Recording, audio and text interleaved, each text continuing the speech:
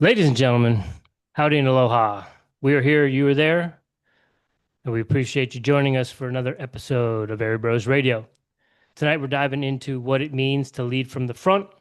This is our 2025 Learfield Directors Cup highlight show, and we are joined by four powerhouse athletic directors who led their schools to national success in the Directors Cup standings. Let's not forget why we're doing this show. This is for our younger versions of ourselves and for the athletes, coaches, and families still searching for the right fit. If you're looking for a college that wins and builds people, you're in the right place. But before we get rolling, you know the drill. Make sure you smash that like button and are subscribed. Drop a comment, every review, and share helps us grow and give back to the sports we love. Follow us on Instagram, YouTube, Spotify, and Apple Podcasts. As always, this episode is fueled by Black Sheep Endurance Coaching.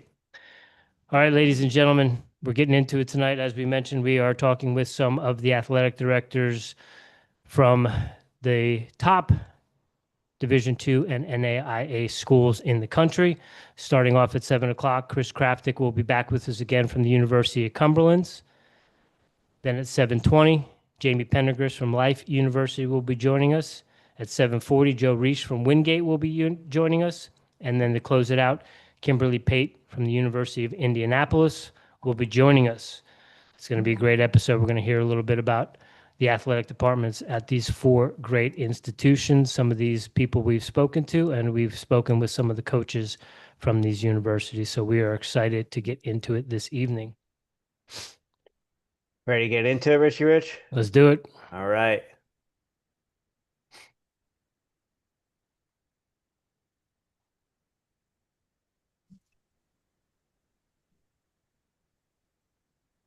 There he is. How are you guys?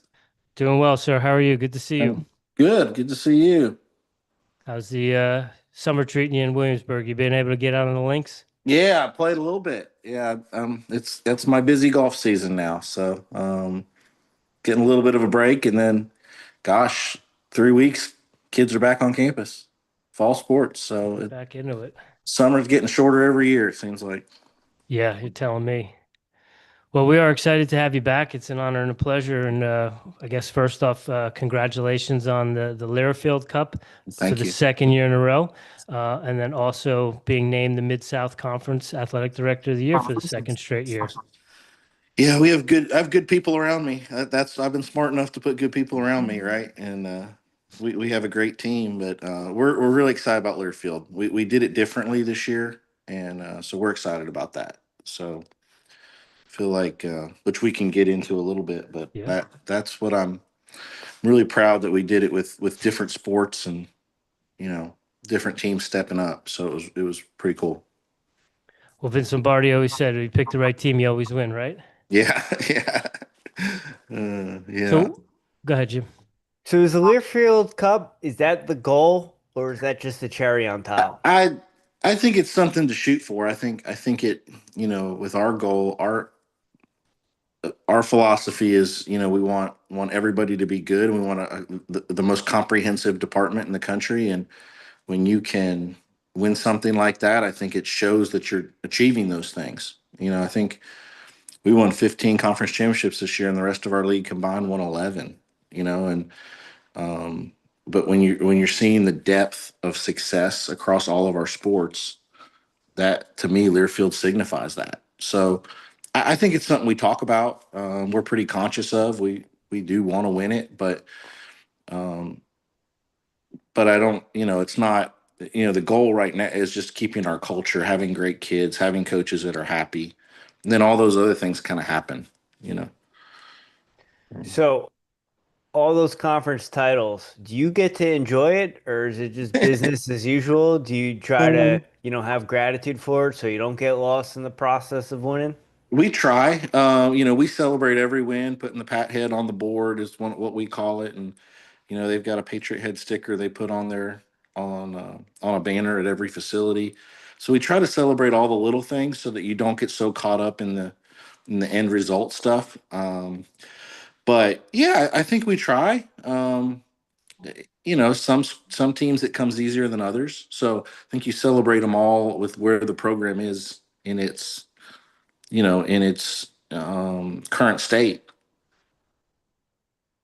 Now you guys had 17 of 23 teams score in the cup We had standing. Is that correct? 22 teams score, 13 were allowed to count. 13 were allowed to count. Yeah. Okay. So I guess how that works is there's so many Yeah. sports that are available, but only certain ones count. So you have four mandatory counters. So it's volleyball, men's soccer, and both basketballs are your mandatory counters. Like you have to, those four count for everybody. And then your next nine teams that score the highest. It's just based on how they scored. Yeah, You don't how keep they scored at nationals. Yeah. Okay. And you mentioned you guys went about it a little bit differently. I guess you had some different teams that brought home titles and did different things and scored a Yeah. little bit higher than last year. So you guys are big fans of Bradley and track, and I think you have to have a really good track program to be good at this, to score high in Learfield, and we felt like that was the common denominator among teams that all finished high at Learfield. But they only had 3 of their 6 count this year, and we had women's wrestling came in third. Both swimming's finished fourth. Both lacrosse has finished national runners up, and those were huge points that we didn't have the year before. So for track to only account for 3 of the 6, I was thrilled. And we had 2 teams go into the final site, number 1 seed, women's soccer and softball, and they didn't win a game at the final site.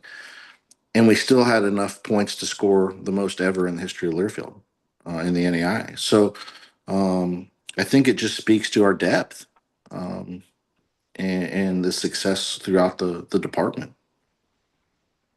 And you mentioned the school the athletic department had more conference championships than the other schools in the conference combined.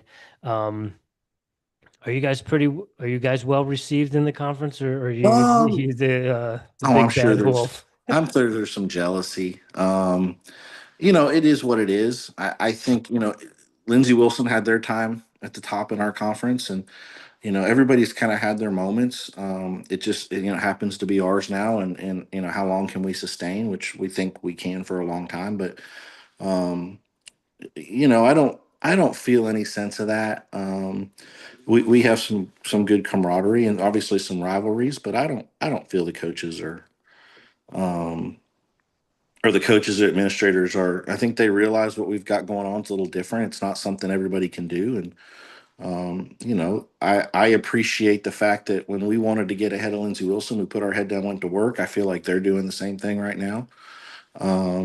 So trying to match us and catch us. So I think there's some good healthy rivalries, but I don't think there's no animosity. So after you bring home the second title, you meet with all your coaches. What's the plan for next year to bring home that third? Well, we're gonna sit down and talk about it in a couple weeks. We have our professional development and kind of our time together the third week of July every year, and we're gonna of course celebrate this one and sit down. We're gonna reinvent ourselves. We have probably graduated out 6 or 7 of the best athletes that may ever play at our school in different sports, and so some teams have to reinvent themselves, and so it'll be very interesting to see how we respond. I think we'll be fine, and again, I can think because of our depth, we're going to be in really good shape, but there'll be some teams that look different. And of course, we just our softball coach just left for Division I Evansville. She graduated a lot out. We hired an amazing guy, Bruce Lennington, that was at Our Lady of the Lakes, and he won a national championship in 2024. So he knows what it takes, and he's moving from Texas and coming up here. So we'll have a few changes like that, but we're just going to sit down and I think what we're really going to focus on is the process and how we can change and keep up with the chaos that is college athletics, even though we're not seeing it at quite the level that the big schools are. There's still change, and you still have to look for your niche and your places where you can take advantage of those things. So you said you lost the coach to a Division I Mhm. program. I know the track and field team has been having a hard time with some of those Division I schools coming in and Yeah. getting their kids. Do you see that across the board in other sports? Uh, you know, I think some of those kids, I think with the track kids, they've earned those. I mean, they're good, right? And so we can't really begrudge that. Not really. We've had some kids that are going to go on and play because of the Pavia ruling. They have another year of eligibility, so they're getting to play Division I next year that normally they wouldn't, but they're out of NAIA eligibility. But um, we did lose a men's basketball player. He's going to be at Arizona State next year, who was first team All American. But I think that seems to be the model right now, where Division Ones are just they're taking each other's players in the transfer portal, or they're looking at Division II or NAI schools to who's the best, and they're kind of picking those. And the opportunity there, even though that's a threat, the opportunity there is we have access to more high school kids than we've ever had that are really high level. And so we have to take advantage of that and go after those kids. When you get that kind of news, whether it's Coach Souter or the basketball coach letting you know that one of their athletes is getting, going off to a Division I school or Division II school, are you giving them a big old hug and kind of consoling them about that, or are you guys kind of used to that? That's They part of the all landscape now. handle it differently. Yeah, they all handle it differently. Coach Souders, you know, he gets attached, and but he loves those kids, and so, but he also understands. I don't think any of our coaches begrudge it at this point. I think they just understand. You have to adjust. You can sit around and complain about it, or you can adjust and go recruit. And so we just go find new kids, and I think obviously some of these kids are hard to replace. Like I said, we graduated out some of the best athletes we've ever had. Charlie Muniz with baseball, set the all time collegiate baseball home run record and RBI records, and he's the best player in NAI baseball 2 years in a row. He's going to be hard to replace, but that's kind of the job, and that's the challenge. And so I think they embrace it. We don't spend too much time dwelling on it. Yeah. Is that young man, is he playing, did he get drafted? Well, we hope. The draft's not for a few more weeks. We're hoping he does. He's a little older, but man, he's as good a hitter as there is out there. So we're hoping. If not, we think he's going to sign a free agent deal with somebody. But that's the hope for him, because he's been an amazing player. He's a great person, very humble. And just somebody that's been made a huge impact on our department. But there's been a few of those, Jaden Belter, National Player of the Year, women's soccer, and Carly Oliver in softball, and of course the number of track kids. And so this is going to be a really interesting, because again, we've lost some dynamic Hall of Fame kind of kids. And so but at the same time, you know, I'm going through individual meetings with all our staff right now, and kind of getting the lay of the land where they think they're going to be for next year. And everybody's just incredibly upbeat and excited about who they got coming in. So, Yeah, it seems like Coach Souter is always on the recruiting path, and there's always a new post on the Instagram that they got someone coming. So yeah, he doesn't stop. No, it's all those vanilla cappuccinos. nonstop. Yeah. So all the success across the board, what is the recipe? What is in that secret sauce that's bringing home titles at every sport? Well, I think, what's that saying? Coaches win games and administrations win championships. And when I say administration, I don't mean me. I mean our upper administration, our president. Starts with your president. I think we've talked about this last time I was on. He loves sports. He understands the value of it. He was an ex-coach, so he's passionate about our success. And so when that makes my job so much easier.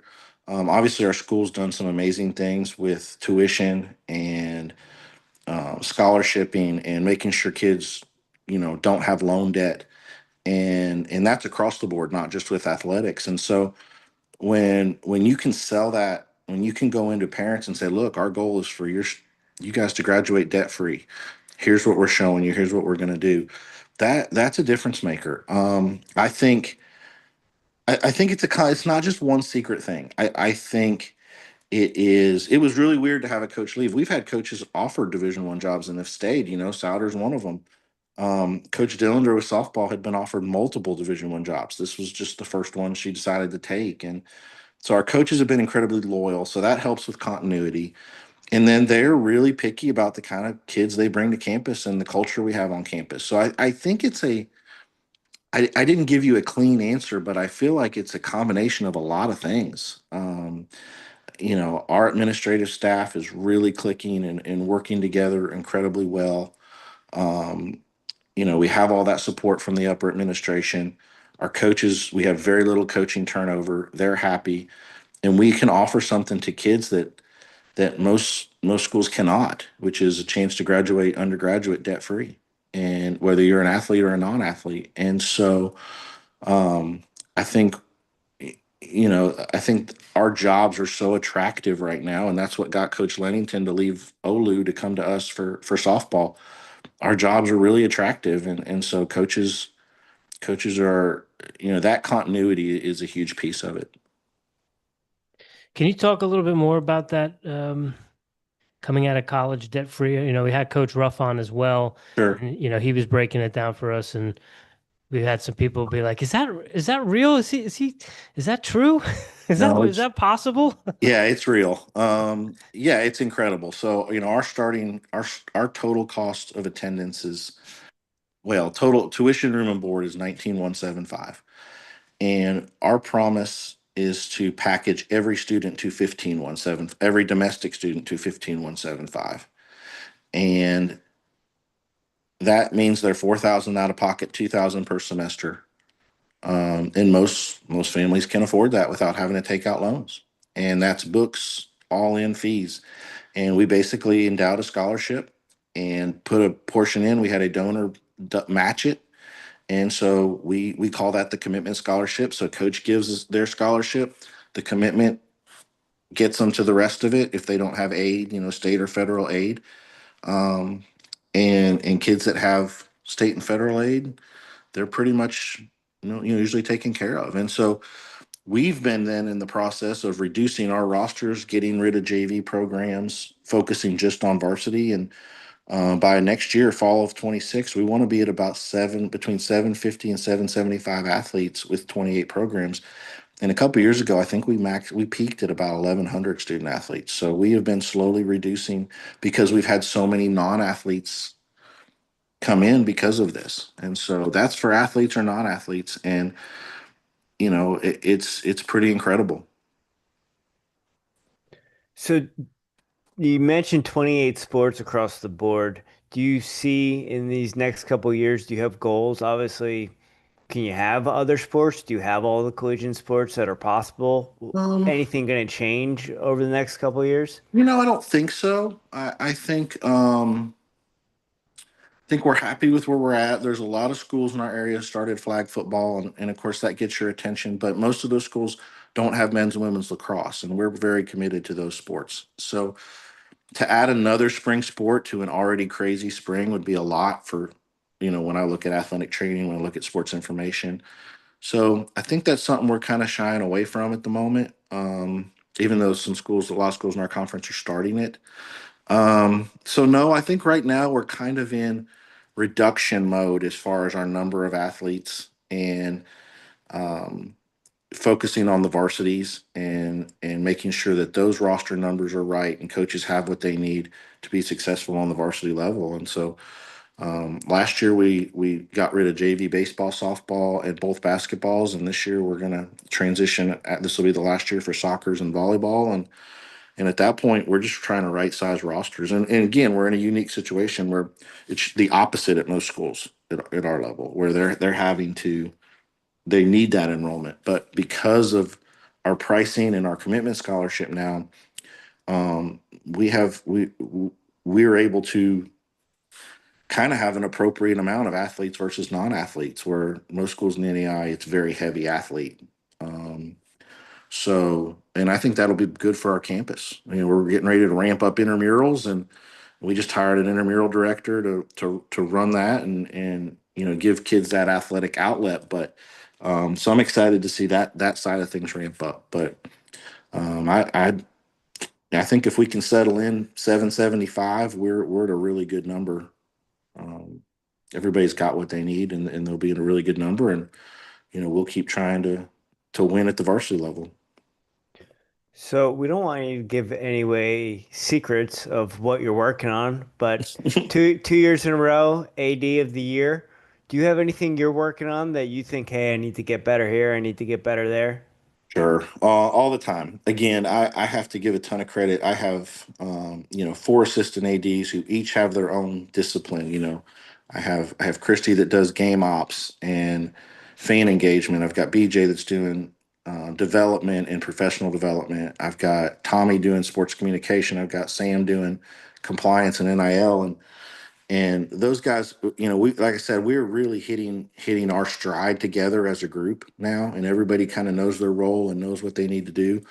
But what I have to constantly be careful of is, I'm very competitive, and so it is my strength, but it can also be my weakness, and I have to make sure I'm managing how I handle when things aren't going the way I want it to, or how if we lose a game or what. I've got to make sure our coaches have enough inherent pressure on them with our overall success. They don't need me adding to it, and so they are already feel like everybody around me is winning. I need to win too, and it's kind of inherent in our culture. And so what I've got to do is kind of make sure that they're okay, make sure that they're not so focused on results that they're forgetting about processes and those kind of things. And I can't be that same way too. I can't preach that and then get mad at the end of a game when we don't win.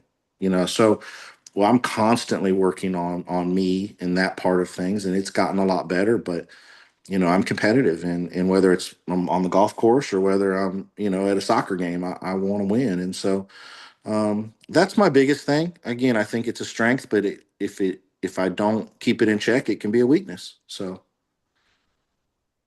Coach, I'm curious. This is kind of just a little bit out of pocket, but we talk to a lot of wrestling coaches, and golf seems to be a very, very popular sport amongst wrestling coaches. Besides yourself and the golf coaches, who's the best golfer in the athletic department? well, obviously our golf coach who played for me is really good. Sam Lee, my assistant AD, who does compliance in NIL, he's really good. Played college golf.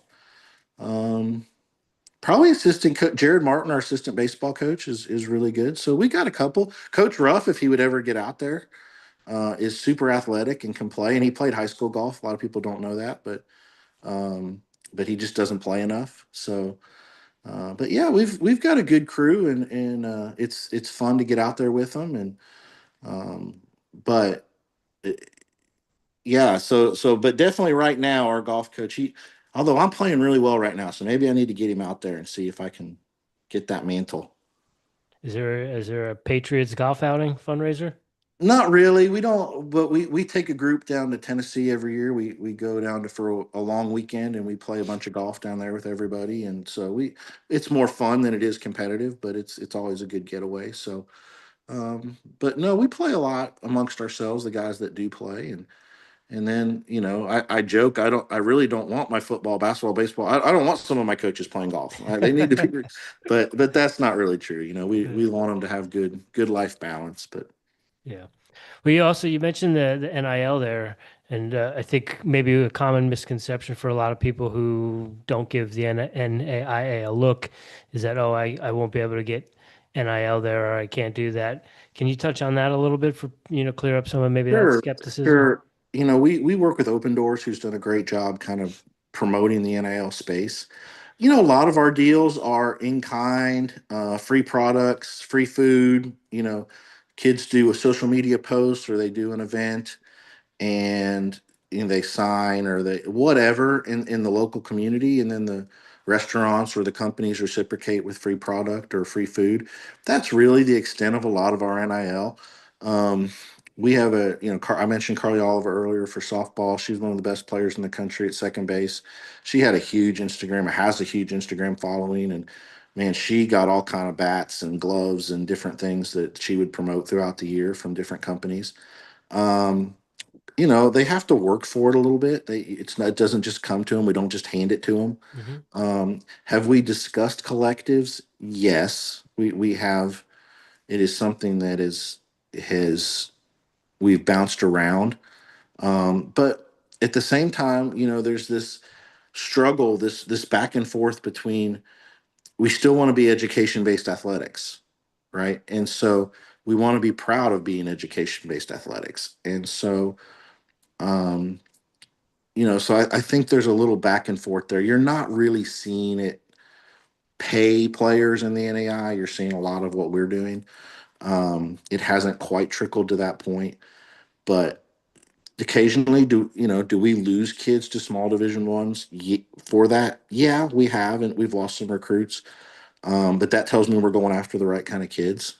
And but it hasn't really hit the point where you've got to pay kids to compete at our level. It's not gotten there, and I kind of hope it doesn't. I get it all, but man, there's consequences to all this stuff, and you're seeing it at Division One with these roster limits, and there's so many things that are ancillary to these payments. And if you think about it, it's really the top 1% that's getting that kind of money at the Power Fours, right?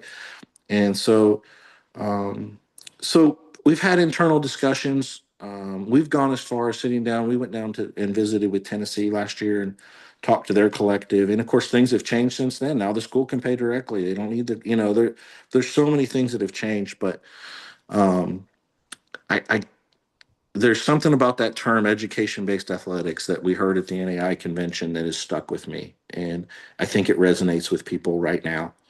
And so, but we bring in open doors every year. We have sponsors that want to do stuff for kids, and as long as it's all quid pro quo and it works out great, that's fine. And it all goes through our compliance with open doors. But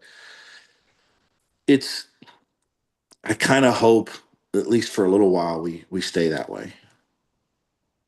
And it sounds like that the way you're doing is what I think when they originally did the NIL stuff is what the intention was. It wasn't necessarily that people were going to actually be getting paid to play. Correct. It was they were going to use their name, image, and likeness, and they were going to hustle and do things and promote things and take advantage of that to build their brand and use their brand to get things like free equipment or meals, different Right. things like that. And it just,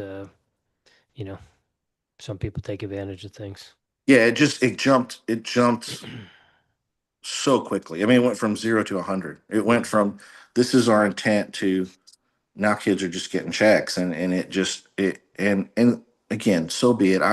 Those schools made a lot of money. I get all the arguments, but for where we are and what we're doing and what the NAI, I'm really happy with what the NAI is doing with this branding, the right way to play. I think that does resonate with people right now, and I think it's a huge opportunity for the NAI, because I think a lot of people are gravitating back towards that, like I said, education-based athletics. Yeah. Chris, thank you so much for your time this evening, sir. We're going to get you a recruit. We promise you. We're working on it. Okay. We're going to get you a recruit down there. We want someone to go down there to kind of live vicariously through. So keep on doing your thing. We love seeing what you guys got going on down there, and we will talk to you soon, my friend. Well, I really appreciate you guys, and it's been a great platform for our coaches and what you guys are doing, and yeah, keep it rolling. Anytime you need anything from us, just let me know. We appreciate that. Enjoy your summer. Don't work too hard. Get out there and enjoy a couple rounds on the golf course. Play a few more before football reports, right? Yeah, heck There yeah. you go. All right, thanks, guys. Take care, Chris. Take care. Yeah. That was great, as always. And Yes. We have our next guest coming in.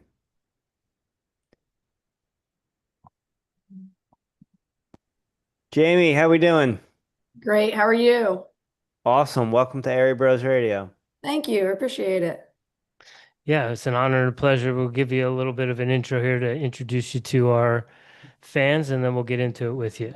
Great. So Jayme Pendergast from Life University is joining us. We've had Coach Omi Acosta on to represent the wrestling program, but again, we're talking about the Directors Cup tonight. Life was 10th In the Directors Cup this year, the Running Eagles made noise across multiple sports with top 10 finishes in women's wrestling, men's volleyball, national titles in men's wrestling and rugby, showing that life is a year-round contender. So we do appreciate you joining us. A little backstory for you about the Airey Bros. We do highlight specifically wrestling and cross country and track and field. And so back in the day when I was a young buck in the mid 90s, Life University first came onto my radar when they were winning NAIA cross country and track and field titles.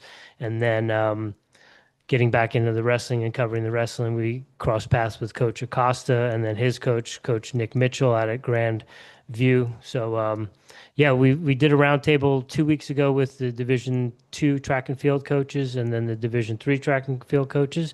And so we wanted to do that with the athletic directors, anyone that was interested to talk about their university and what their athletic department is doing and how they did at the Directors Cup. So thank you for joining us this evening. Yeah, happy to. Thank you.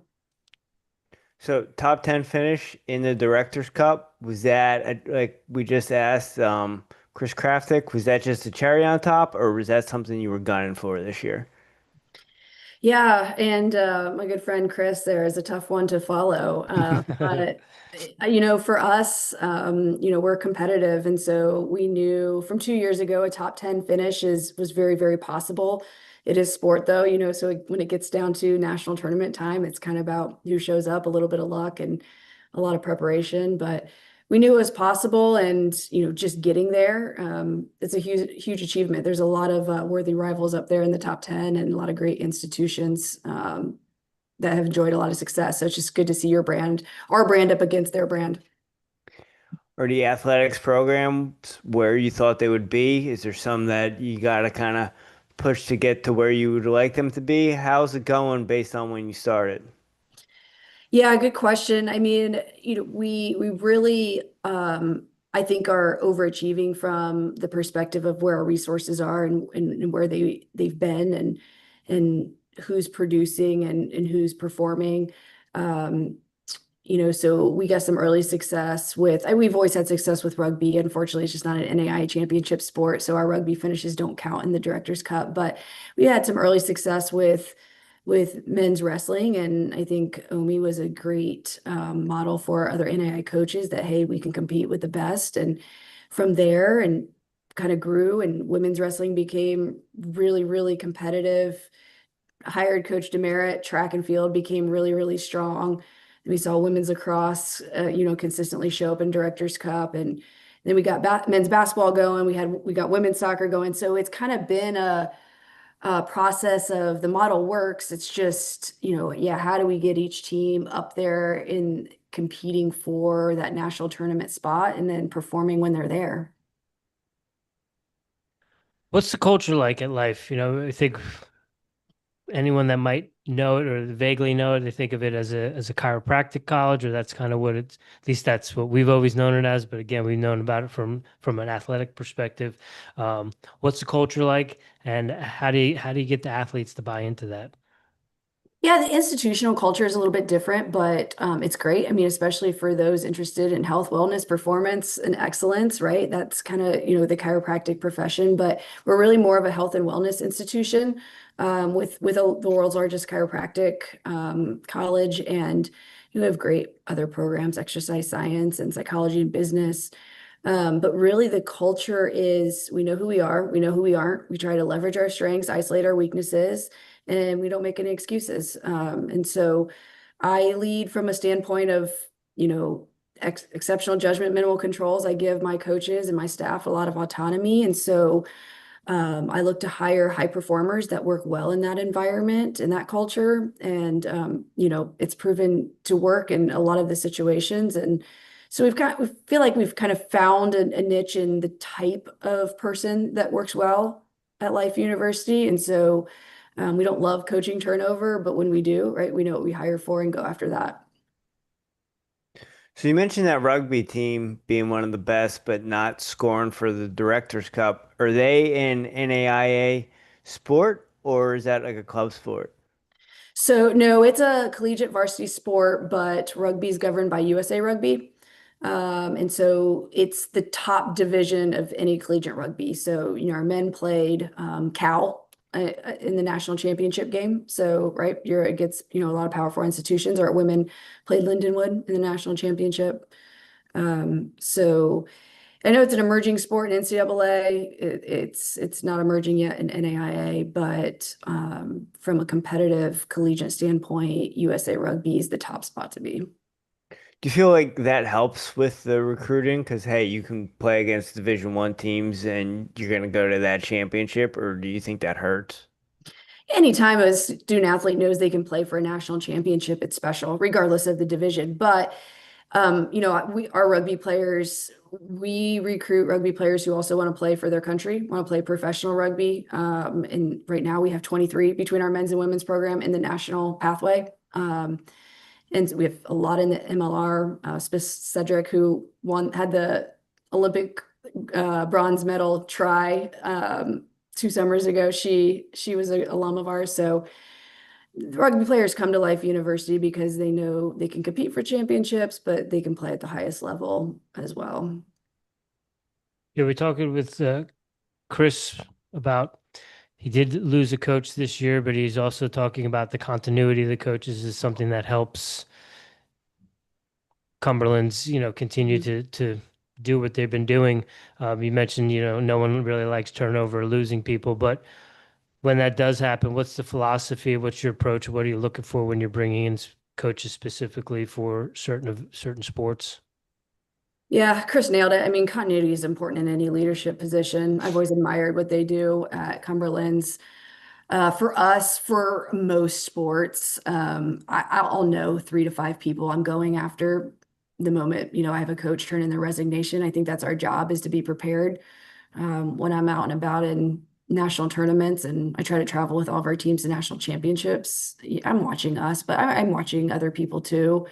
So there should be some sort of depth chart in who's a good fit for your culture, who's a good fit for your university, whose style kind of meshes with, your style. And so that process is, get on the phone right away, send some emails, send some texts, see who's interested. And of course, you're always looking at who, applies as well. But if there's not really offense in that, I'm not sure I'm doing my job. So there's 9 times out of 10, a strategic game plan there. Is that typically how it goes when a coach resigns or retires, that the athletic directors they go for people more than, like you said, you're being offensive as opposed to kind of waiting for applications or people to apply or come to you? I would guess, just from kind of talking with people, that especially if you want to sustain success and you have a competitive program, I think you have to play more offense there, right? Because if you have a turnover in a really, really competitive team, I mean, all of a sudden you got 30, 40 kids sitting in front of you wanting to know who that next leader is, and you got to be able to tell them with certainty you have a plan and you're on it. So I think the pressure's higher for those competitive teams and replacing those coaches. So I would guess most ADs that have an emphasis on that probably have that depth chart and they're ready to go, regardless of the timing. Yeah. Well, you mentioned you try to make it to all the nationals that the programs are involved in. I won't ask you which is your favorite sport, but I will ask you, what is your athletic background? I played basketball. I played several sports growing up. I had fallen in love with basketball. It's just my knees just didn't keep up with my passion. And so I hung up the shoes after high school. But then when I went to college at Miami of Ohio, I was a manager for their women's basketball program for 4 years. And that's kind of where I got my start in behind the scenes of college athletics, and just grew from there. Did you come into being athletic director from an administrative perspective, or did you get into through coaching?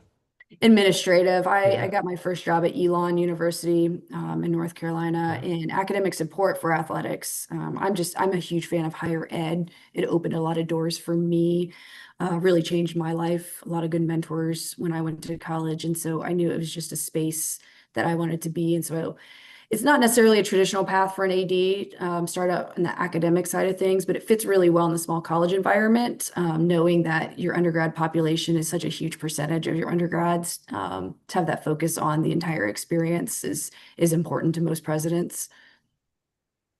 So we mentioned some of the top programs at Life this year. Was there any programs that maybe didn't have a winning record, but they turned around from the following year, or they had a 500 record and then this year they turned around and were in championship matches Contention. or games contention? There you go. Thank you, Rich. Yeah. Any programs? I know you don't want to single anyone out, but that you were really excited about this year? About this upcoming year, No, about like the last or this season they past just year. had. Yeah. Yeah, well, I mean, we're really excited about our men's lacrosse program. Yeah, I don't think our record shows it if you would look it up, but we play in the toughest conference at AAC, right, for men's lacrosse. And I just hired brand new coach who had won 4 national championships at Reinhardt. So they actually ended last season really strong. Won all the games they should have won. The only games they lost were to top 8 teams. And I just think they're really well positioned going into this new year with a new coach. Um, so I think a lot of our sports that didn't make the national tournament, they're still, I think, one big time player away. Women's basketball, they're there. I think we need that one big time player there, and volleyball is the same way. We play in the Southern States for women's volleyball, and I think winning that conference championships, our path to national tournament there. So the constant conversation with our coaches is, constant growth, marginal gains. Let's do things the right way because we want to sustain success. We don't want the one-time trip to the tournament and then for the next 10 years just reflect and say, remember when that one year? So I'd rather coaches take their time and build it right. But yeah, I'm just really excited about, men's soccer didn't make it to the tournament this year, but they will. They'll be back. They've been there. They'll be back. And we got few other young programs that I have no doubt with a few more years, they'll be there in the conversation. Do you find yourself coaching coaches? Yeah, I think that's the surprising aspect of this job. I didn't realize would probably, I mean, the most fulfilling, right? I don't have the coaching background, but I think what I do on a daily basis is so very similar to what they try to do. So there's some empathy and some, I think, mutual respect there, in that we're all trying to do the same thing. But I have this model of challenge and support, right? Like I got to challenge them to be better, regardless of how they finished. But I'm also, next to them and asking them what they need to keep doing what they're doing. And so I have some really strong relationships there with coaches, and I certainly respect what they do. And I think that they see that I'm on their side and rooting for them. Where do you see the programs in 3 to 5 years? What is your long-term goal for the athletic programs at Life? So, I mean, we say we want to be a leading institution in performance and meaningful student athlete experience. So for us, that means all of our student athletes are competing for championships. What championship, right? That might differ, right? We would expect wrestling to be competing for the national championship. Volleyball might be the conference championship, and that's their pathway into the national tournament. But how fun it is, right? To have that regular season and you're looking at the standings and you're seeing who's in front of you, and every game matters. And I think every student athlete should have the opportunity to experience that. Everybody loves the selection show, right? Every student athlete should have that opportunity of feeling what that's like. And but the meaningful student athlete experience is important too, and that's part of our strategy. We try to pick resources that are meaningful to our student athletes, that differentiate Life University from other universities. And so we're going to continue on that path too, because we're certainly not all about performance. We're about making them better athletes, but better people, getting them their degree. And we want them to leave Life U and say, gosh, that was fun. That was the best decision I made, which was to attend Life U, and that we delivered on what we said, which was to give them a good experience and they could win a lot. Do you have a hard time with some of your coaches where you just said it's not all performance, and trying to talk them kind of off the ledge when they don't win, or compete how they want to compete? Yeah, you know, that's the when you hire high performers, right? Like you want to perform. And I don't have any trouble with coaches at winning at all costs. That's very clear from the start, right? They know the bigger picture and we can win and do things the right way. But yeah, I mean, so we had 5 team national runners up this year, like five, right? And so that's 5 coaches you're really consoling on. They just didn't get it done, in that final game. And I mean, there's tears. And so, but it's about giving them the opportunity to compete for it. And you did. And this is sport. And it's a national championship game. And so it's trying to be there with them, give them a hug after the game, let them know you're not disappointed and this is part of it. And that's why I like to travel too. Like I like to be there. I mean, just as much for those moments as the winning moments. What has been the most surprising, I guess, maybe national championship or sport that maybe you didn't think would be as exciting or thrilling to you that you really found yourself getting into? I know you're on a committee for wrestling. Is that something that just kind of came with the territory of being in life, or did the ladies, did they catch your attention and you want to support that a little bit more? Yeah, that's an interesting one. I'm glad you asked. Well, I would say probably the most surprising national championship we've had was men's track in their very first year in existence. We went down to, it was, I think, in Gulf Shores, and he took home the national championship trophy. I wasn't quite expecting that, but yeah, women's wrestling has just kind of been a labor of love, honestly. We did a coaching change 8 years ago. I hired Ashley and I said, fix this. I mean, it was a disaster. And her and I are extremely aligned. So anytime that happens, right, that's special. But to see her build that wrestling program brick by brick and not only they win the national championship this year, but they won their team GPA trophy. And I'm not sure there's a single AD in the entire country, regardless of division, that can say their women's wrestling program led the department in team GPA. But those kids are special. And I'll tell you that one of the most fulfilling experiences I've ever had as an AD is it was last year we traveled to Iowa for a duel, and we're staying in a hotel and right outside of campus. And the women are sitting in the lobby getting ready to get on the bus to go to the arena. And a mom and dad walked in with their 2 kids, and their 2 kids saw the LifeView, travel suits and lit up. And the mom said, go talk to them, go talk to them. And these girls were so excited to meet these Life University women's wrestlers.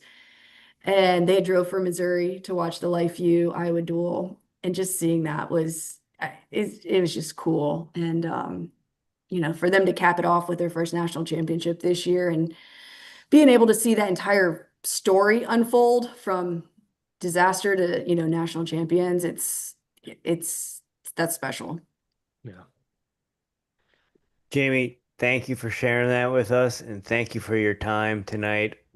LifeView has already had the Airey Bros as fans, but now we're even bigger fans. So thank you for your time tonight, and best of luck going forward. Yeah, thank you guys. I appreciate it. Enjoy the rest of your summer. You We'll too. be following Bye. in the fall. Bye. Thank you. All right, one down, another one to go, Rich.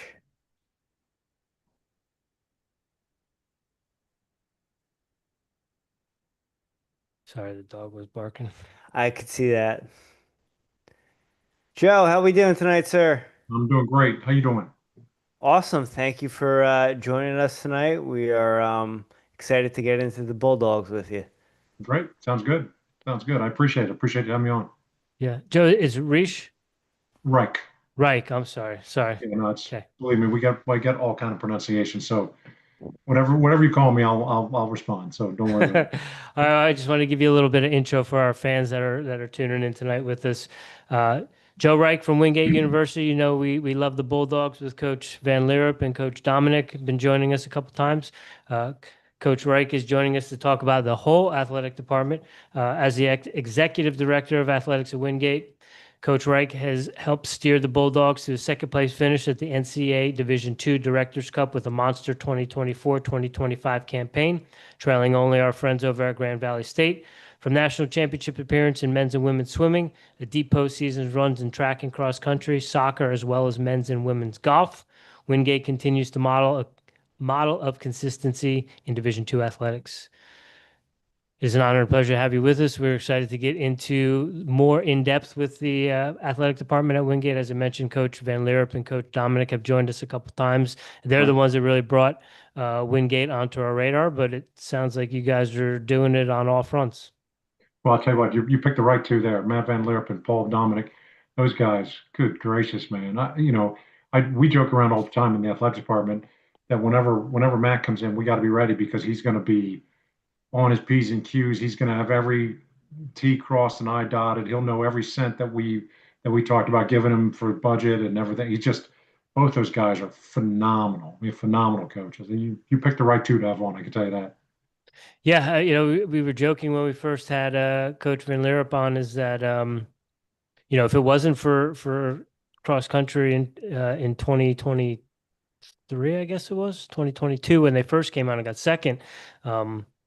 And we're from the East Coast, and I'm living down here in South Carolina now. If it wasn't for that, I don't even know if I would ever have even known that Wingate existed. But then they brought it onto our radar, and you guys have been doing some great things.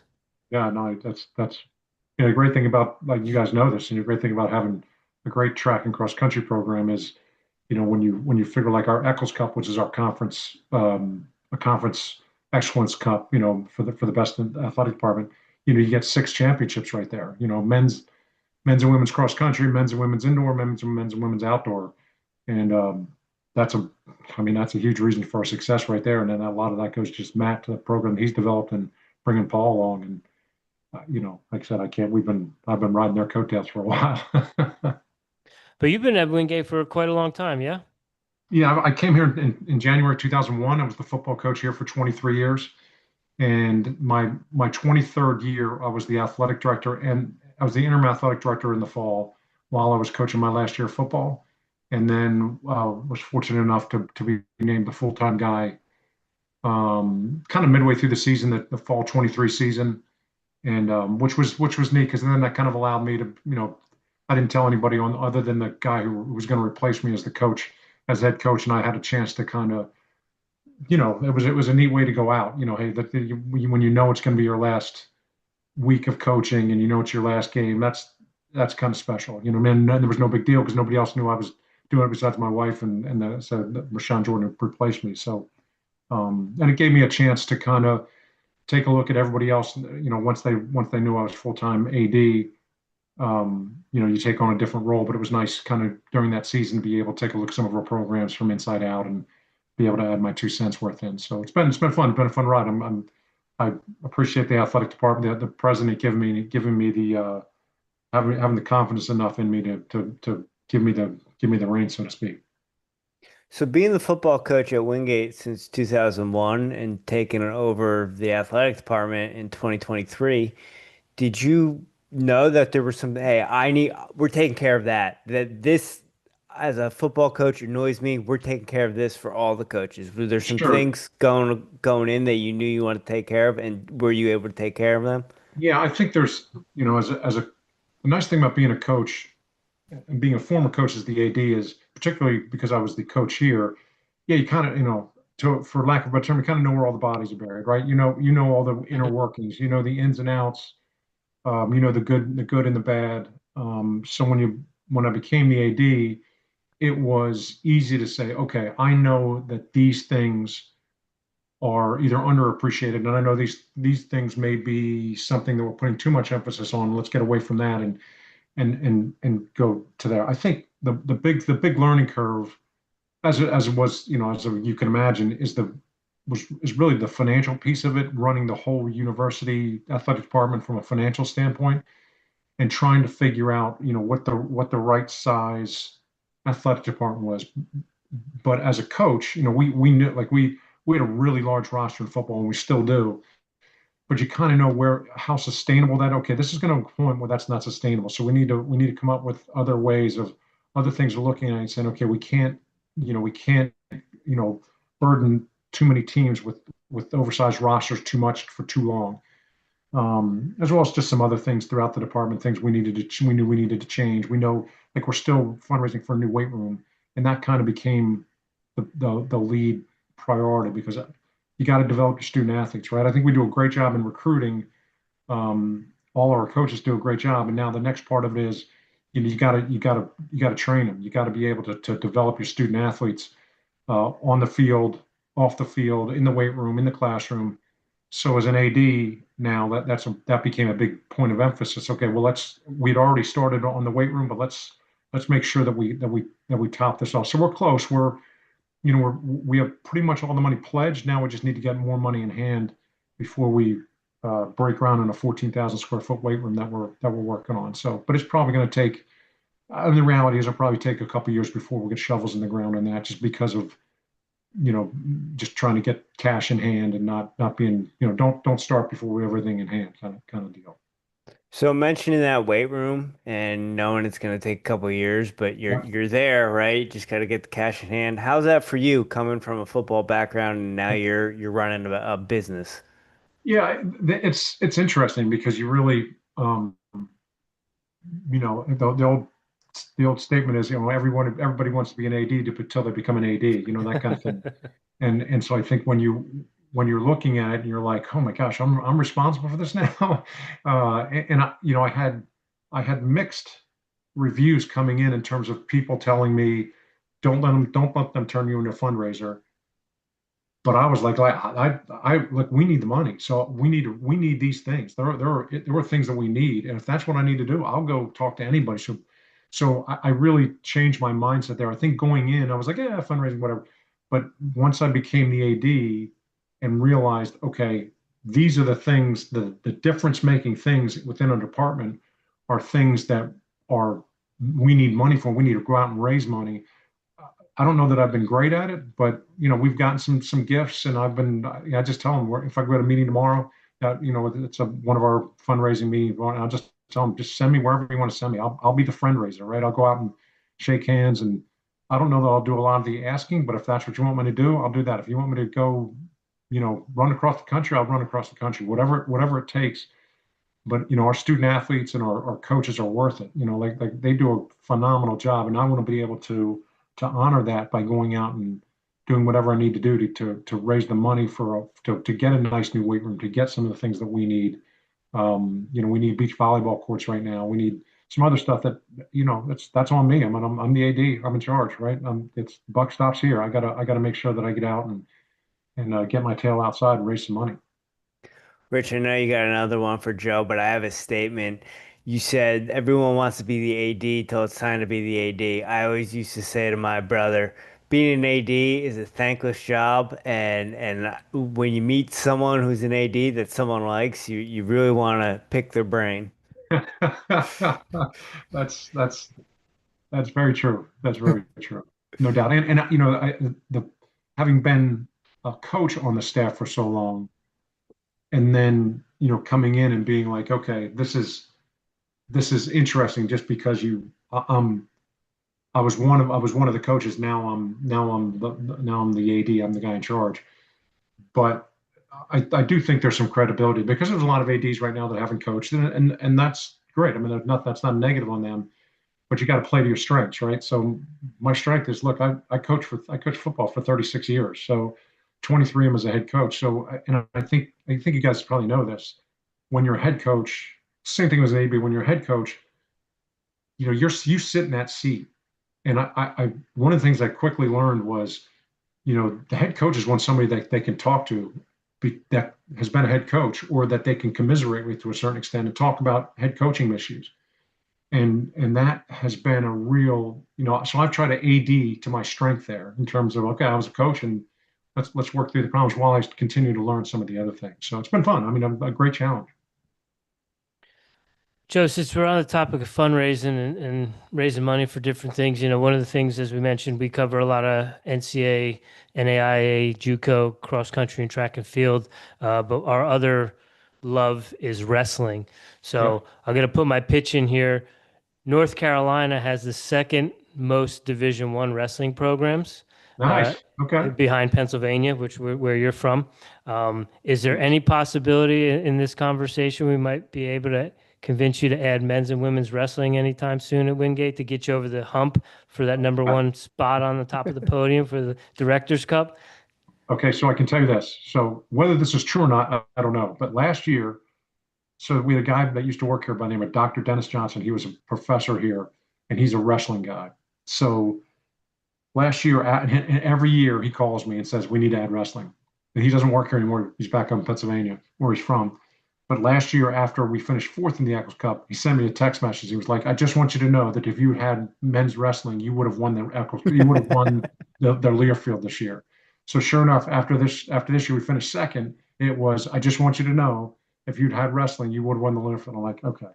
So it's a discussion. I think the thing, and I think you know this if you're a wrestling guy, I think the big thing with us is having, we're splitting the gym right now between volleyball, men's basketball, women's basketball, our Devo basketball team, and we have an acro and tumbling team. So we split the gym there. We have a second gym that's an intramural gym that actually my wife runs. That's part of it runs under campus recreation. And so we get a little bit of time in there. And so we've always talked about it. If we could, it's like we need one more, we need a wrestling room. If we had one area that we could fit it, we'd be all about it. I love wrestling. When I was in college, my roommate was a wrestler. And I love the sport. It's a great sport. We have, women's wrestling is starting to take off around, in this area, is really starting to take off. And there's been discussion about that. Can we add women's wrestling? So it's on the board, and I can tell you that every time we go into our new programs meeting, we talk about it, and like is this something we can do down the road?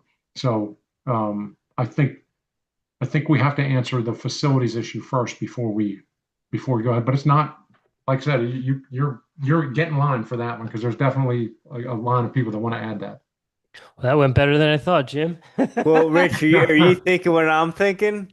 Before you hand those final blueprints in for the weight room, just, add a couple more square feet to that. That's right. That's right. Yeah. That's exactly right. Yeah, we could get and now that I'm fundraising, if you guys are interested, you can send the check to Wingate University, and we'll make sure that we'll make the content for you. We'll make the videos for the fundraising. Okay, that sounds good. And by the way, I apologize for the lighting here. You're fine. All good. Joe, you mentioned getting fourth and then getting second, and that gentleman reaching out, and hey, you need a wrestling team. Yep. Were you expecting getting fourth and then getting second? Was that something you were considering, or were you all business, and that, like we said to all the other athletic directors that we talked to tonight, is that just the cherry on top? Sure. I think when we got fourth, last year coming out of the winter, we were in second, or 2 years ago, we were in second. And I knew we probably wouldn't be able to hold on to that through the spring. We were just hoping we'd finish in the top 10. And so we came at fourth. It was like, wow, that's pretty good. And then this year we went in thinking that, we didn't feel like we had, like when we didn't win the cross country national championship this fall, just to give you an idea with where Paul and Matt's heads are. I mean, they were crushed. And I think we came out of the fall like, okay, we didn't win the national championship in cross country. And so I think there was a little bit of, okay, we don't have that one team winning the national championship. Now our women's, I don't know that this counts for relief, but our women's triathlon team won a national championship. So I was like, okay, that's cool. And then, but we came out of the winter in second place again. I'm like, oh, okay, this is not bad. We know we're good. We know we're going to be good in track. We thought we may be down in some of the other sports, and we turned out we were down a little bit in baseball, which won a national championship a few years ago. And when baseball was down, I was like, we're probably not. But then softball had a great year. Track did their thing. Lacrosse made a nice run after finishing third or fourth in the conference. They made a run in the conference tournament, won the tournament, and then made a run in the playoffs. So there were some teams that stepped up at the end and gave us a nice run. But like you guys said, it's one of those things where it's cool to think about, but when you're working, you can't spend a lot of time thinking about it when you're ankle deep in budgets and all that other stuff kind of thing. But it was great to see. I think everybody was excited about it at the end. knowing that Grand Valley that's a monster, right? You're probably not going to catch that. So, Not but without that the idea wrestling of team. no, not without the rest of them, exactly right, Dr. Dennis Johnson. So, but I think overall the excitement was there. I think in the past it's been, we were fifth, I think, one year, and then okay, but this year there was more excitement around it. It's funny, we have a bonus program for our coaches that you win a conference championship, you get this, blah blah. It's not a lot of money, but it's funny. Last year I thought we spent and this year we spent $20,000 more. And I was like, wow, I thought last year was going to be the peak. So hopefully we can keep it up and we can keep it rolling. We mentioned the new facility and breaking ground on that eventually. Right. Outside of that and fundraising, what's your 3 to 5 year vision? I would say for us, it's more about, and this isn't a real sexy vision, but I'm just going to tell you that it's more about, as the athletic director, what is the right financial setup for us as a university in terms of and this is really not a recruiting talk, obviously, or propaganda talk, but how can we position ourselves as an athletic department where we can maximize our efficiency to our effectiveness to the university. You know what I mean? Like when you look at, I joke around. I never heard the word net tuition revenue until I became an AD. Now I can't get away from it. So, but taking things like that and bringing it together, but yet keeping the competitive side of it. We did a study. We have a consultant that we use, and one of the things that the consultants were talking about was that the thing that goes across every constituency, every stakeholder, is competitiveness. So we need to keep that competitiveness, whether it's alums, whether it's parents, whether it's boosters, whether it's whatever it is. We need to be able to keep that competitiveness. So how do we take our financial model athletically, maximize it for the university, but yet keep that competitiveness? That's a total AD thing, right? That's not go out and sell that vision. I think the vision that we're selling outside the university for us is just to continue to build a program that the statement that we use is athletics is the vehicle that we use to positively affect lives. That's our vision statement, right? So I think that's when we look at the people that were a lot of first gen students. Let's make their lives better. Let's teach them. The purpose of college education is to educate. I mean, I know that sounds oversimple, and we take that seriously. We go beyond the classroom. When we educate our student athletes, we can teach about leadership. We can teach about overcoming adversity. We can teach them about teamwork, all the stuff that you guys already know, right? You know that you're athletes. So all those things that we can teach our student athletes, just ingraining that in their minds and creating great habits to where when they leave Wingate University, when I do our senior salute thing at the end, my talk to them is like, if you take the things that you've learned in athletics here at Wingate University and Wingate University as a whole, and put that out there for everybody, if you take that and just use that in your job, you're going to be really successful. You're going to do a lot of great things. So that to me is more the selling vision of where we go next. Just summed up what Airey Bros Radio is about, taking what we learned in athletics and putting it into life. And that's why we do this show, so people can hear conversations like this and realize there's more than athletics, but what you learn in athletics is going to take you for the rest of your life. So, Amen. Joe, Amen. Thank you for your Jim, time. I got one more. All right. Go. Off Rich. topic, Joe. You're a PA guy. Yes. You're originally from Lebanon. Yes, sir. Do you know anything about Seltzer's Smokehouse Meats? Yes, I do. They're very good, as a matter of fact. Highly recommended. You recommend it? Yes. Okay. Yes, absolutely. All Actually, right. I had a friend that actually used to work for them. So that's a good thing. All right. Smoking honey beef bologna, Jim. Gotta love it. You gotta love it. That's awesome. I don't hear that very often down here, though. That's good stuff, though. That's what we do over here. We do our research. I appreciate that. Joe, thank you for your time tonight, sir, and best of luck going forward next year. And we're going to be following the Bulldogs as always. I appreciate it. Thanks, guys. Have a great night. Take care, Joe. Have a great night. Sir.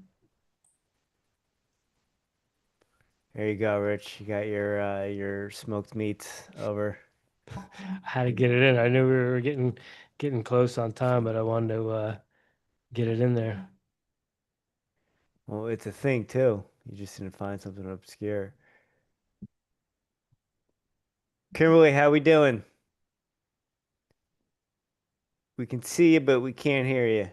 All right, my sound is, hold on one second. I'm going to try to get this going. We got you. You were on, but now you're not.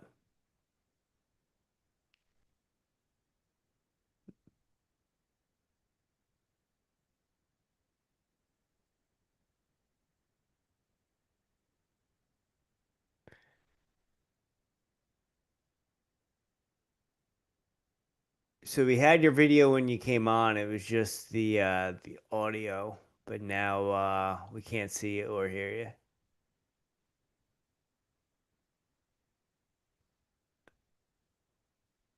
We can see you. How's that? All right, you're live. Kimberly, thank you for joining the Airey Bros tonight. Yeah, glad to be with you guys tonight. Closing it out tonight, ladies and gentlemen, with Kimberly Pate from University of Indianapolis Greyhounds. They took home number 4 position overall for the NCAA Division II Directors Cup with national title in women's lacrosse and men's golf, plus elite performances in swimming, track, and field. University of Indy is building one of the most balanced and dominant all-sport programs in Division II. So, Kimberly, thank you so much for joining us this evening. We know a little bit about the University of Indianapolis. We follow the wrestling program. We cover our main sports over here at Airey Bros is track and field and cross country and wrestling. So, we are excited to learn a little bit more about the athletic department and the university itself. So, thank you for joining us. Yeah, no, thanks for having me. Certainly appreciate all you guys do to tell our story in Division II. And I'm excited to talk everything Greyhound athletics. Well, we're excited, but before we get too far into it, I'm down here in Greenville, South Carolina, and it looks like you've spent some time down this way at Brevard, at Western Carolina, and Lenore Ryan. Are you originally from down this way? You know, I consider North Carolina home. Okay. I went to high school in the Brevard area, college continued there for 21 years. So I've spent about 30 years in the South and in the Carolinas, and I'm actually in Hickory, North Carolina right now, as my family is packing up and we are officially moving to Indiana on Thursday. So Thursday morning we'll be pulling out of here. Okay. So coming from North Carolina going to Indianapolis, is it a little bit of a culture shock for you, or is it? You know, it is and it isn't. The other side of my story is I was born in Canada and, you know, where it's extremely cold. And I spent 5 years at the University of Illinois Springfield in the Great Lakes Valley Conference. So very familiar with the league, that part of, you know, the region of the country. So I'm definitely more inclined to southern weather, but I love the people out there in the Midwest, and we're excited about this new opportunity. So tell us a little bit more about the athletic department. You know, like I said, we follow the wrestling program and we follow Division II track and field. What were some of the highlights for the athletic department this season? Yeah, no, I think so many things to celebrate, obviously. As you mentioned, the 4th place finish in the Learfield. We had 16 teams earn a bid to the NCAA postseason. We have 25 teams, so outstanding year for the Greyhounds. We certainly finished strong. You know, the spring sports, every sport except for one went to the postseason. We had 4 top 10 finishes, including, you know, women's lacrosse making it to the semis, and just an unbelievable finish. I always tell our coaches and our athletes, it's not how you start, it's how you finish. Yeah. But the Greyhounds have predominantly been, you know, forced to be reckoned with, you know, when it comes to our spring sports and even our winter sports with swimming and wrestling and track and field. So this was your first year as AD, correct? That's right. Yeah, I officially accepted the job back in late October, started on November 18th. And it's been a fun ride so far. Has it been a whirlwind since, coming up on a year? Yeah, it always is. This is my fourth time taking over a program. And I don't know why. I think it's going to be smoother or easier or just a walk in the park or something, but it's always hard year one, just learning the people, learning the culture, learning the campus. And for me, it was especially hard because I was 500 miles away from my family. And so I had to go extended period of time flying solo, but it allowed me to really dig in and focus on Greyhound athletics. So it's been a great start, to my time at UIndy. I'm excited about the future. So you mentioned all those teams that, scored some points for you guys to get that fourth place. Did you expect that coming in? I did in some sense, just because UIndy's been a D2 powerhouse. I mean, 17 straight years finishing in the top 20. I think one of three programs that can boast about that. Obviously, you probably can name the other two, but last 5 years we've been a top 5 contender, and last year we were number 2. So one of the things that drew me to UIndy is just the level of consistency and excellence across the board in all sports. So yes, I hoped and expected that we would be a national contender this year, and obviously we want to stay there. So you said that was one thing that drew you is always, in the top 20. What do you think the reasons are always in the top 20 and, a powerhouse in Division II athletics? Yeah, well, I think it's one thing to get to the top. It's another thing to stay on top. UIndy has been able to sustain success. And I think it all comes down to people and the culture. One of the things that really tipped me over the edge when I interviewed was the coaches are amazing. Like, these are some incredible leaders that really are invested in impacting student athletes' lives, but also understand what it takes to win and to sustain success. And just coaches that have been at UIndy for a long time. Our football coach has been there, I want to say, starting his 35th year, 5th year as head coach, but 35 years as a Greyhound on the sidelines. Our softball coach just wrapped up her 21st year, eclipsed 900 wins. Our wrestling coach, I think, I'm going to probably mess one of these up, but I think he might be around 15 years. A strong program in D2 just for over a decade now. So we have some incredible coaches and leaders of our programs. And to me, people win. That's what it's all about. Success drives from people and culture. Is the university right in the thick of things in Indianapolis? Say that again. Is the university campus, is it in the thick of things right in near downtown or midtown Indianapolis? We are 10 minutes south of downtown. Okay. So, very conveniently located to downtown and everything going on. The south side is a little slower, in the sense of growth and just where all the population is. So, it's got a little more laid back vibe and feel. We have a beautiful campus.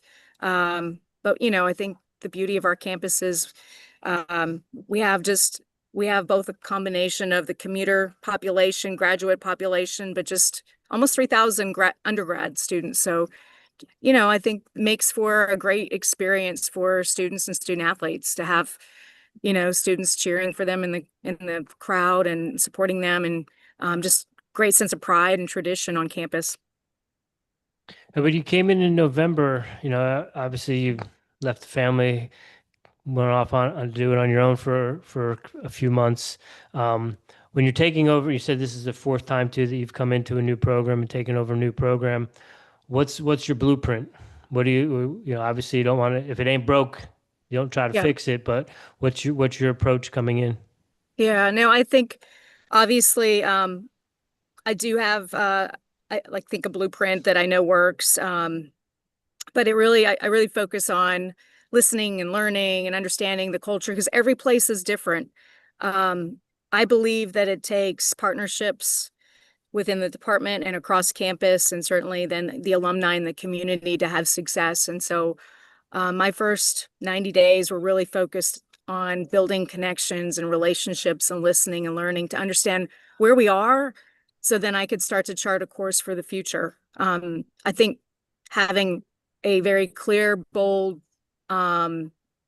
ambitious vision, but getting everybody aligned and rowing together and on the same page really is part of that blueprint.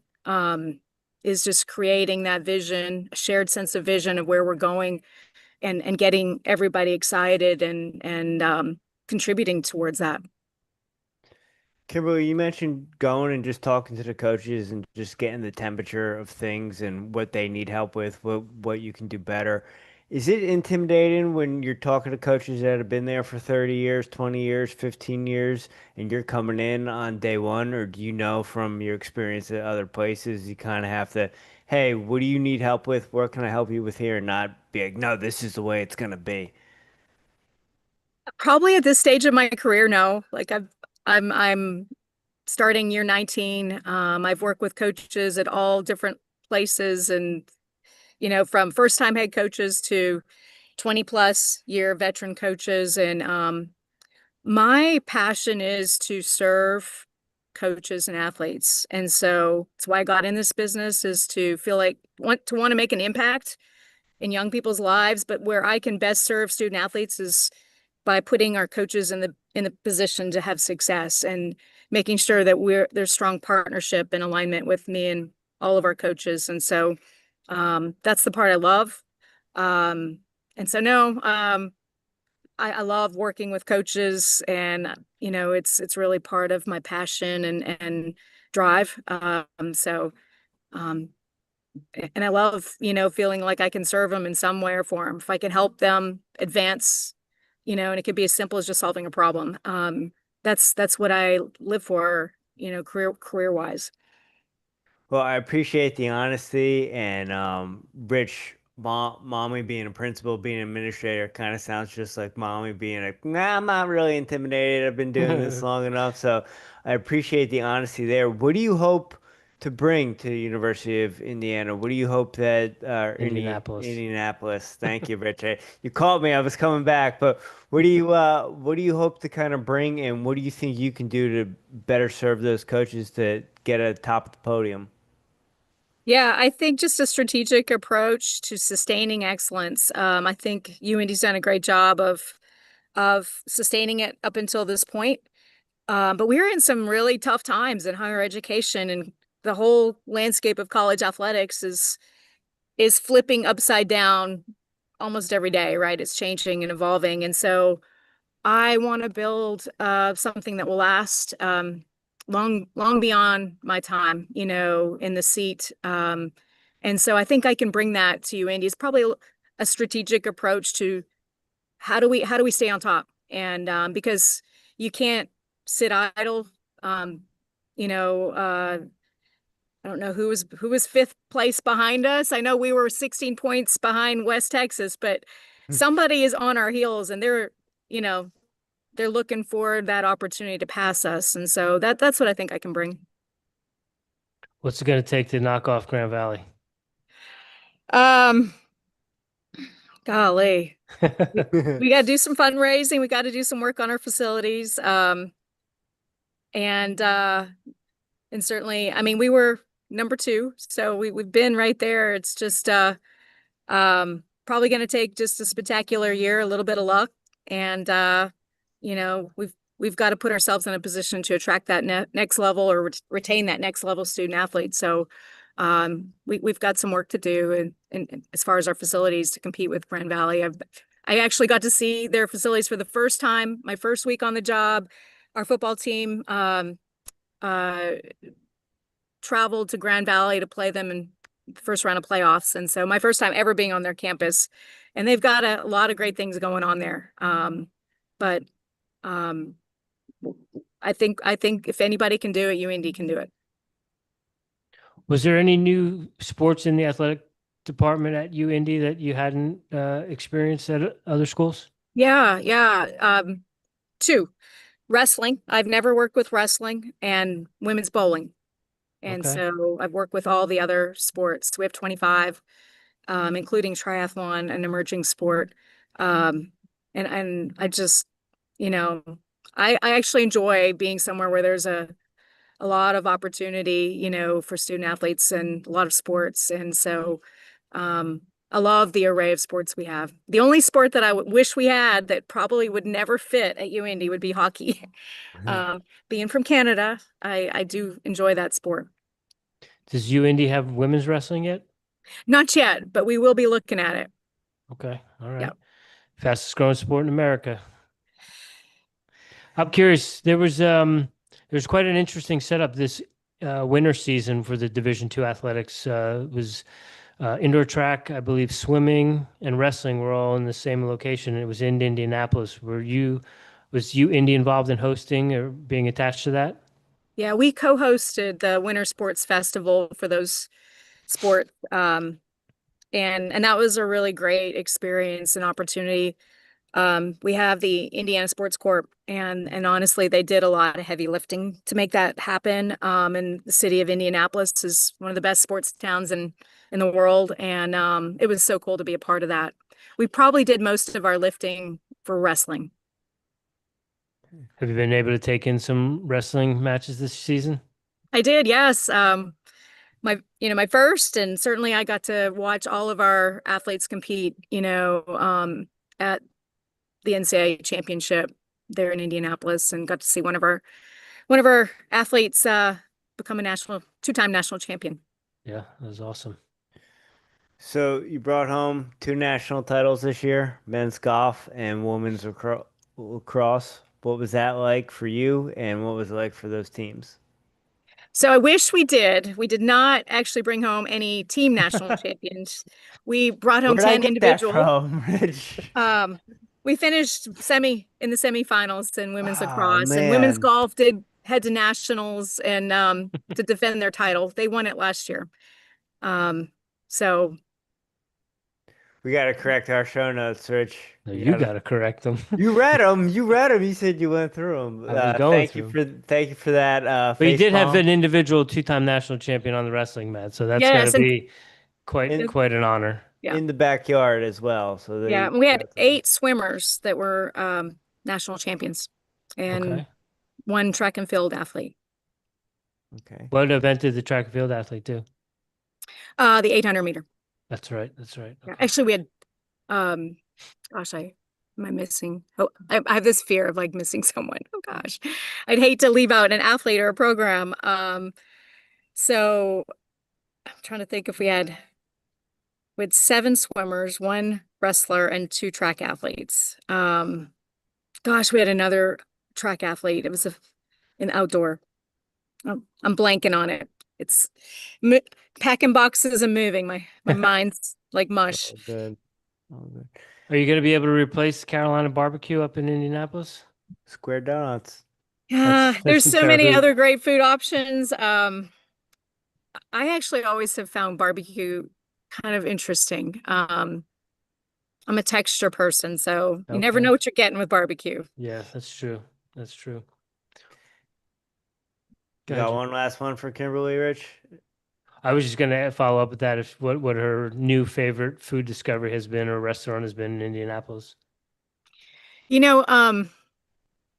Obviously I've been to St. Elmo's downtown, best steakhouse in the country, right? I haven't found anything that's topped that yet, but I still have a lot of like Madison Avenue, and there's a lot of great downtown restaurants, and I don't know that I could cover all of them in a calendar year. So I got a little work to do there. All right.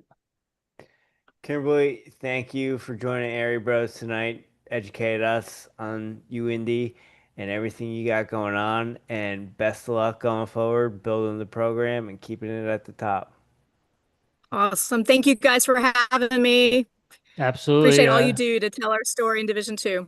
Heck yeah. We appreciate your time, and good luck with the rest of the move and the rest of your summer, and we'll be pulling for the Greyhounds in the fall. All right. Thanks, guys. Good night, Kimberly. Take care. Oh, we did it again, Rich. We had an awesome roundtable tonight. What do you think? Yeah, it's good stuff. Good to connect with the NAIA friends, Division II friends, learn a little bit more about some of the institutions that we are friends with. But then our new friend at University of Indianapolis, get to hear about all that they got going on. And yeah, we wish them all the best of luck as they head into the fall and getting ready for the fall sports. And again, the reason why we're doing this is to get the word out for people to learn about all these great places. Yeah. And we get to do it again tomorrow night with the junior college athletic directors. We get to go back in our wheelhouse a little bit. JUCO, we got 7 ADs joining us tomorrow night to talk about some junior college excellence. So we'll see them then. Yeah, and thanks again to Chris Kraftick, Jayme Pendergast, Joe Reich, and Kimberly Pate for giving us their time this evening and sharing about their athletic departments and their athletic teams. So we'll be back tomorrow night, locked and loaded. We got 7 athletic directors, so we're gonna turn and burn tomorrow night, ladies and gentlemen. Thanks for joining us. See you all tomorrow night.